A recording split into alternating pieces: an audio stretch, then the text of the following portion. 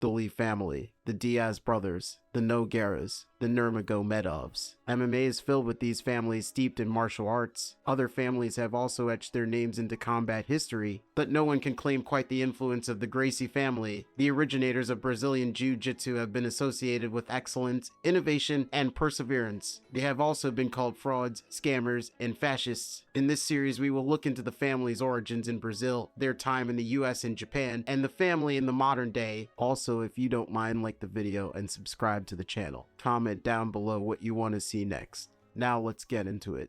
The Gracies were a prominent upper-class family from Rio de Janeiro, descendants of a Scotsman named George Gracie, who was born in Dumfries, Scotland on the 14th of August 1801. George came to Rio with his 4 friends when he was 25 years old. According to Layla's father Carlos' biography, one of them died of yellow fever. Raised as a Calvinist, she wrote of George that he was handsome and confident, known to be adventurous and talented. The Gracies eagerly explored new worlds. George's brother Archibald had already emigrated from Scotland to Manhattan, where he became a ship owner and became friends with Alexander Hamilton and John Jay. He advertised his wealth by purchasing a prime plot of land overlooking the East River, where he built a grand home bearing his name. In 1896, the house was sold to New York City and became the mayor's legal residence. In honor of the tasteful opulence of its architect's conception, the house retained the name Gracie Mansion, by which it is still known today. George Gracie, on the other hand, was successful in Rio. He became a partner of Hopkirk and Company and later became a director of Banco do Brasil. He married Mariana Antonia de Malheiros, the daughter of an elite Brazilian family, and had a son, Pedro Gracie, a successful banker. Meanwhile, in Japan, on the other hand, Emperor Meiji's determined westernization of Japan in the late 19th century led to the collapse of many aspects of traditional Japanese society. Jiu-Jitsu masters were forced to seek other forms of employment. The founder of Sekiguchi Ryu, Jishin Sekiguchi, pulled a rickshaw on the street, and Kawanishi Akubo of Kido Ryu became a postal worker. In a letter widely quoted by Jiu-Jitsu historians, Jiu-Jitsu master Tajiro Takeuchi laments, 500 years of tradition may disappear in my generation. What we see in today's demonstration is that the wealth of the past no longer exists.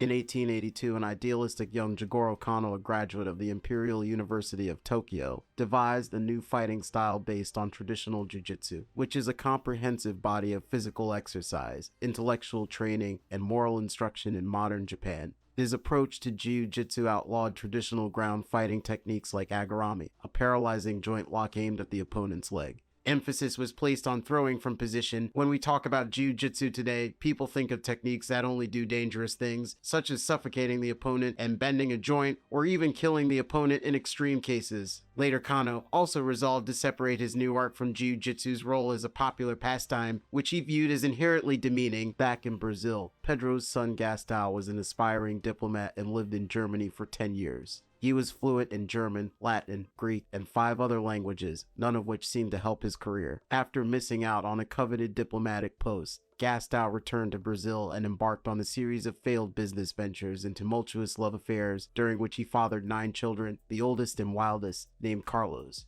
On November 5, 1916, after the troop arrived in the port city of Manaus, an Italian boxer named Alfredi Riconti, a member of Gastão's circus, challenged a Japanese martial artist named Sataki to a fight. Count Koma, a Japanese judo instructor whose true name was Mitsuyo Maeda, had brought Sataki to Manaus a year earlier, therefore he was not the most renowned Japanese martial artist there on that particular day. In more over 1,000 professional fights across 4 continents, Koma only registered 2 losses. While watching Sataki versus Lekoni from the ring, Koma made a bond with Gastão that would change the course of combat sports history. The Count was eager to show off his judo to the locals. He also seems to have coveted the fertile river basin as a future Japanese settlement. So Maeda opened a martial arts school in a wooden hut on the grounds of the city's rowing school. Grateful for Gastão's help, the judoka taught his 4 Brazilian sons his centuries-old version of his fighting style. Carlos, George, Oswaldo, and Gastão Zinu. Abandoning judo throws, he modified Count Koma's teachings to suit Helio, the 5th son, with a lighter frame, creating a Brazilian variation that re-emphasized wrestling techniques and elevated the mastery of mechanics over physical strength and agility. The Gracie family's time in Bloom ended with the discovery that Gastão had started a second family with a woman named Cisalina. Gastão's discovery of a double life led to the failure of his marriage, and Gracie's children returned to Rio with their mother, who was too mentally ill to care for them. Later joining Gastão in the Amazon, where he ran a casino at the time. There, the eldest son, Carlos, fell in love with a girl named Alona, who had typhoid fever. Separated from her fiancé and suffering from the severe effects of her illness, including her hair loss, she fell out of her window and died.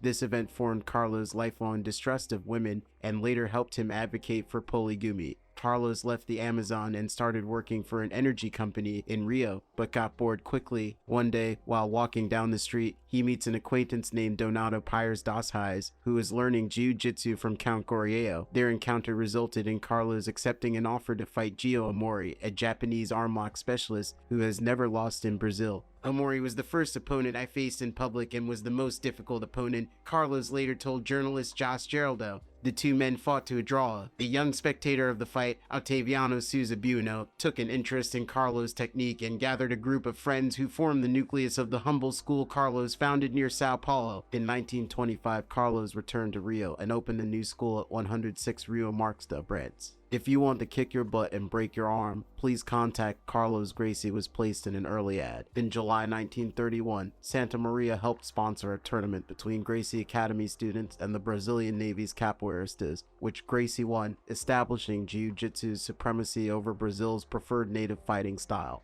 O Globo's newspaper mogul, Roberto Marinho, quickly became a jiu-jitsu enthusiast and made Gracie's a regular feature on his page. Gracie's proclivity for challenging fights made him a favorite of Rio Esportivo, Ring, Jornal das Sports, and other sports press. Gracie's appetite for news, fueled by an aura of invincibility and a habit of fighting outside the family, led to many clashes. After Oswald Gracie choked Greco-Roman wrestling champion Joe Baldi into unconsciousness in his first 58 seconds of the match, Baldi told reporters that he would never have lost in any other situation. George Gracie, then a champ in his family, found Baldi at Bar Simpecia in central Rio. George punches Baldi, leaving him in black and blue, but cracks soon appeared in the solid front that the Gracies presented to outsiders. George, the original family champion, started a fight that Carlos didn't like and questioned him in the press. On February 2, 1935, Helio successfully defeated Daudu, a Brazilian boxer with 40 pounds on Helio, cementing the bond between the oldest and youngest Gracie siblings. With the family's financial future secured, Carlos devoted all of his advertising talents to Helio's career. He also forced Helio and his growing tribe to adhere to a strict diet of his own invention that emphasized indigenous fruits like acai berries while forbidding foods considered unhealthy like chocolate. The diet, which divided foods into 6 groups, encouraged certain combinations, such as dried coconut with shrimp and rice, and banned fruit and yogurt, which Carlos considered harmful when eaten together. The practices and beliefs that Carlos instilled in his descendants not only marked the Gracies as a distinct tribe, but also his authority as head of a warring family, even though it had been long since he gave up the ring. Helio Gracie, one of those responsible for spreading Jiu-Jitsu throughout Brazil, was an active member of the Integralista Brasileira, a fascist-inspired group that became very famous in the 1930s. Proof of the participation of one of the Gracie patriarch with the pages of the newspaper A Offensiva, which supported integralism. In an article dated June 3, 1936, Gracie seems sporting a blouse with the image of the Greek letter sigma, one of the quality acknowledged marks of integralism, a doctrine based with the aid of using Plínio Salgado from Sao Paulo in 1932. According to historians of fascism, Plínio became for the Brazilian fascists what Benito Mussolini became for the Italians and Adolf Hitler for the Germans. Inspired with the aid of using extremist groups in Europe, together with Mussolini's Italian fascism and Hitler's Nazi ideals, Brazilian integralism recommended a sturdy nation and the resumption of nationalist, non-secular and conservative values with mottos like God, homeland and family. Participants wore a uniform and greeted every different with one arm raised over the top and the palm of the hand open, greeting each other using the term of indigenous origin anal. They have been Christians and staunchly anti-communist. The Brazilian integralist action valued youth, aggressiveness, and masculine virility, and recreation assumed exceptional significance in integralism and fascism as a whole. The account Integralista Brasileira was active from 1932 to 1937 and amassed hundreds of thousands of members. During the state indictment of a member of the group, the name Helio Gracie was amongst Farga's DOPS. Integrationist movement headquarters were shared with the Nazis at Rio Grande do Sul. In 1945, the PRP, a direct successor to Plínio Salgado's ideals, was founded by former integrationist extremists.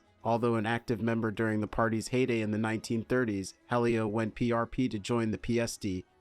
He ran a campaign based on his popular Jiu-Jitsu performances. It has been argued that Helio's association with integrationism was due to the influence of the then fashion of the more conservative groups appreciating the rising nationalism preached by Plinio Salgado. After influencing Brazilian politics in the first half of the 20th century, the integralist has made a comeback almost 100 years later. Groups such as the Brazilian Integrationist Front, the Brazilian Integrationist and Leninist movement, and the Associação Cívico-Cultural Arce Lopes Estrela advocate for Plinio Salgado's legacy and meet regularly in cities such as Sao Paulo and Rio de Janeiro. After building their gym, the Gracies began growing their reputation. Photographs showed Carlos trying to get past Helio, their bodies forming a perfect triangle, which would later be incorporated into the official logo of the Gracie Academy in Rio in 1948. One afternoon in late July 1951, Helio, then 38, had just finished his prime as a martial artist when he received a message from the Diario da Noi newspaper that the Jiu-Jitsu world champion was in the newspaper's office and that he had told him he wanted to meet Helio. It took him several minutes to get there. The Gracie family arrived to find a delegation from the Japanese Imperial Academy, led by Masahiko Kimura, the world's highest-ranked judo player at the time. Kimura, who was 10 years younger than Helio and bigger and stronger, suggested that the Brazilian should fight a young judoka named Kato, who ranked third under him. He was thrown several times by Kato in the first round of the match, which ended in a draw, but headlines the next day reported that Helio had won, with a rematch scheduled for September 29th in Sao Paulo.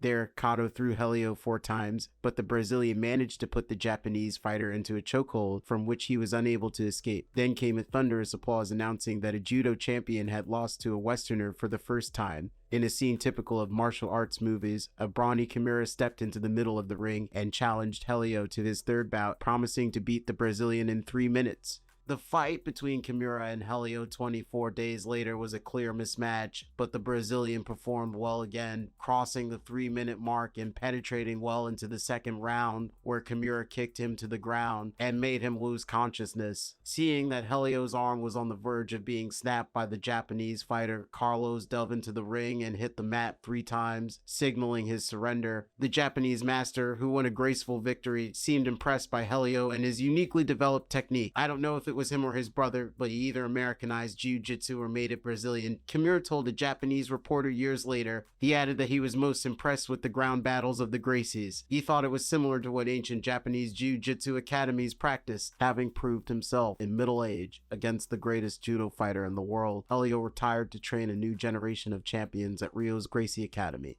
Hundreds of his private lessons were held there every day, and he had a stock of 3,000 kimonos. From Helio, the mantle of champions of the Gracie family passed to Carlos' son Carlson, the social giant who trained generations of Brazilian champions. After Carlson, it was Carlos' son, Hals, who was raised by Helio from an early age and loved by both of the family. Outside of fighting, the Gracies have done well for themselves at the time, or it at least appeared this way. According to Horian, we had 25 in-house telephones, which in the 1950s in Brazil, it's unheard of. It's like the stuff you see in movies. The cooks have the long hats. First cook, assistant cook, the gardens, the whole thing. The Gracie family's greatest deception may have been committed against Carlos' business partner, banker Oscar Santamaria, who also helped develop the Gracie diet. During World War II, due to the restrictions on the use of telephones in wartime Brazil, Carlos and Oscar were forced to exchange an intensive correspondence totaling about 2,000 letters. The master warned his disciple that rice doesn't go with beans and bananas don't go with honey. Brazilian intelligence intercepted the letter and concluded that it was an encrypted message between Nazi spies. The letter also revealed that Oscar had been in contact with Carlos and his spirit guides, Egidio Lascivino, and other times as the Fountain or our friend. Near the end of the war, Carlos codified his doctrines under the phrase the Path. Similar in some respects to the Theosophy of Madame Blavatsky, the Path gained adherents within the Bank of Brazil and other elite circles in Rio. Carlos' financial success, combined with the popularity of Gracie Jiu-Jitsu, contributed to his credibility as a spiritual leader, and Carlos Santamaria's fiancée markedly undermined his reputation and interfering with the relationships between the men.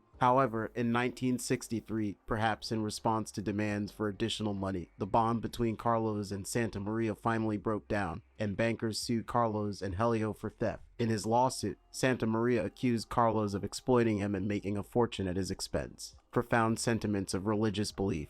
and tricks him into believing he has psychic powers. A month later, Santa Maria filed another lawsuit, claiming that Helio and Carlos stole almost the totality of his belongings through religious fraud. In 1964, the elected government was overthrown and replaced by a military dictatorship. Hobson and Halls, the family's most famous second-generation combatants, were accused of selling arms to left-wing guerrillas opposing the military. The brothers were kidnapped by the military, taken to a secret location, stripped naked, and interrogated. Halls was soon released, but Hobson, whose guerrilla involvement appears to have been more serious, was arrested at an undisclosed location where he was locked in a hot and cold room, drugged and electrocuted, tortured and shot. While in custody, he attempted to die by banging his head against the cell wall. Meanwhile, the family desperately tried to strike a chord with members of Brazil's elite, whom they had mentored for decades, to no avail. After being told not to believe his son is alive, Carlos decides to give him an astral visit. He lay in a comfortable position in a state between sleep and wakefulness, was supposedly able to see his body from a distance, and went in search of Hobson, whom he had found in a box. After the trip, he comforted his family with the news that Hobson was still alive. Hobson was eventually released thanks to a family referral by security officials, but even after his release was granted, Hobson was escorted from apartment to apartment to prevent further arrest. His skin had been peeled off, and he refused to describe the torture after being explicitly warned that talking about his ordeal would endanger himself and his family. The physical and mental armor that Carlos and Helio made to protect their self-made tribe failed to protect some of their most vulnerable members. As a result, the family began to fall apart. Afterwards, Horian moved to California, drawn to the possibilities of a life away from the complicated family history. But even in America, the Gracie family's struggles continued to weigh heavily on him and his other relatives. In the following episode, we will look at the Gracies' time in America and Japan and how it changed combat sports and the tragedies they experienced. If you stayed around, please share and like this video and subscribe to this channel. I got another video right here. Thanks for watching.